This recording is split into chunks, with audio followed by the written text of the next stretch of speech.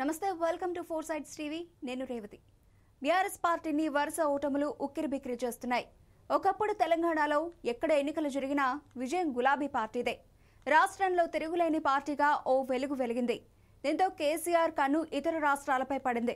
తెలంగాణ రాష్ట్ర సమితి పేరుతో ఒక రాష్ట్రానికి పరిమితం అవుతున్నామని భావించి పార్టీ పేరును భారతీయ రాష్ట్ర సమితిగా మార్చారు.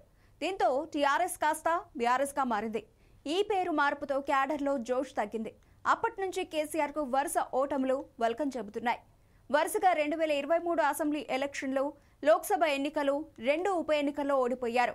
కేసీఆర్ చాణక్య వ్యూహాలు పనిచేయడం లేదు. దీంతో బీఆర్ఎస్ పేరులోనే దోషం ఉందని, నేమ్ చేంజ్ చేస్తే బాగుంటుందని కొందరు సూచిస్తున్నారు. దీనిపై కారు పార్టీలో తీవ్ర చర్చ సాగుతోందనే ప్రచారం జరుగుతోంది. రాష్ట్రంలో తెలంగాణ సెంటిమెంట్ తగ్గిపోవడం, బీఆర్ఎస్ పేరు తెలంగాణ వాదుల హార్ట్ కు టచ్ కాకపోవడం వల్లే ఈ దుస్థితి అని పొలిటికల్ ఎక్స్పర్ట్స్ అంటున్నారు. టీఆర్ఎస్ బీఆర్ఎస్ గా మారింది. ఇక బీఆర్ఎస్ తీసుకోవడమే మిగిలి ఉందని రాజకీయ ప్రత్యర్థులు సెటైర్లు వేస్తున్నారు. తెలంగాణ ప్రత్యేక సాధనే లక్ష్యంగా ఏర్పాటైన పార్టీ టీఆర్ఎస్. ఉద్యమ నేతగా పేరు తెచ్చుకున్న కేసీఆర్ పార్టీ పేరు మార్చి పెద్ద తప్పు చేశారని అభిప్రాయపడుతున్నారు. మహారాష్ట్ర, కర్ణాటక, ఏపీ, ఒడిశా, ఛత్తీస్గఢ్ వంటి పొరుగు రాష్ట్రాల్లో పార్టీని విస్తరించాలని, లోక్సభ ఎన్నికల తర్వాత దేశంలో చక్రం తిప్పాలని గులాబీ దళపతి కేసీఆర్ కలలు కన్నారు. 10 ఏళ్లలో తెలంగాణలో అద్భుతాలు చేశామని, దేశ ప్రజలు కూడా తన నాయకత్వాన్ని కోరుకుంటున్నారని ఊహించుకున్నారు. దేశ్కి నేతగా ఎదగాలనుకున్నారు. బీజేపీని కాంగ్రెస్ ధీటుగా ఎదుర్కోలేకపోతుందని, బీఆర్ఎస్ ను ప్రత్యామ్నాయంగా నిలబెట్టాలని తపన పడ్డారు.